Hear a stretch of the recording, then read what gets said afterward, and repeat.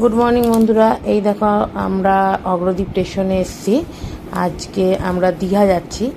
তোমাদেরকে বলেছিলাম আমি এক জায়গায় বেড়াতে যাব, কিন্তু সেটা হুট করেই আবার ঠিক হয়েছে। এই দেখো ট্রেন ঢুকছে, 9:05 ট্রেন ধরে আমরা হাওড়া যাচ্ছি। আমরা 3টে ফ্যামিলি যাচ্ছি। ট্রেনে আমার দাদা ভাই আরও 2টো ফ্যামিলি আছে, সবাই মিলে যাচ্ছি। যে আমরা ব্যান্ডেল যাওয়ার ট্রেন ধরেছি। তখন ব্যান্ডেলে এসে নেমে দাঁড়িয়েছিলাম খানিকক্ষণ, তারপর ট্রেন ধরে হাওড়া এসে হাওড়া করছি, হাওড়াতে বসে আছি। এখনও ট্রেন ঢোকেনি, ট্রেনটা লেট আছে কিছুক্ষণ বলছে, ওই জন্য হালকা হালকা করে কিছু খাওয়া দাওয়া করছে সবাই।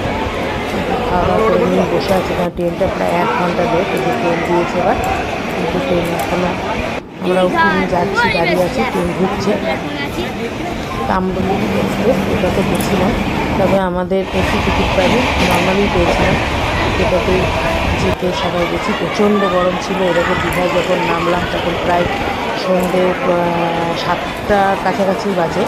তখন দেখো এরকম দীঘায় তখনও পুরো অন্ধকার নয়, তবে প্রচণ্ড গরম থেকে একটু মুক্তি পেয়েছে। ওখানে নামার পর দেখছি ভালো হাওয়া দিচ্ছিল, ঠান্ডা ঠান্ডা ওয়েদার। এটাকে নেমে এসে আমরা এই গাড়িটায় উঠে হোটেলের উদ্দেশ্যে এবার রওনা দিলাম স্টেশন থেকে। যাচ্ছি, বেশ ভালোই লাগছিল, হাওয়া দিচ্ছিল। আর এরকম পুরীর মন্দিরের আদলে যে মন্দিরটা তৈরি হচ্ছে, সেই মন্দিরটার সামনে দিয়ে গেছে। এরকম এই ঘরটাতে প্রথম দিন আমরা ঘর পাইনি বলে এই ঘরটায় ছিলাম।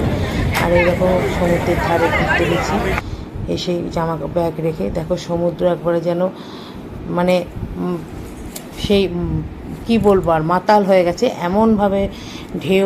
এই ব্লগটা এত দূরই ছিল, এরপরে আর কিছুই করতে পারিনি। পরের দিন সকালের ব্লগ আবার পরে দিচ্ছি।